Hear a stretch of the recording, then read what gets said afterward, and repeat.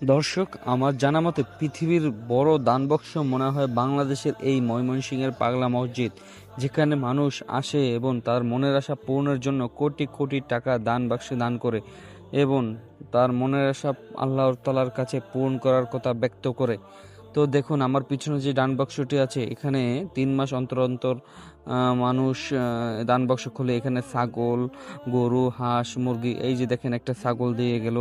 এর পরবর্তীতে আপনারা দেখবেন যে একটা মুরগি দিয়ে গেছে, আবার কেউ কোরআন শরীফ দিয়ে যায়, কেউ কেউ আপনার হাজার হাজার নোট দিয়ে যায়, কেউ কেউ সোনার, এই যে দেখেন একটা মুরগি দিয়ে গেল, কেউ কেউ হাতের বালা, কান, অনেক কিছু দিয়ে যায় এখানে দান করে, যা মনের আশা আল্লাহ তাআলা পূরণ পূরণ করে।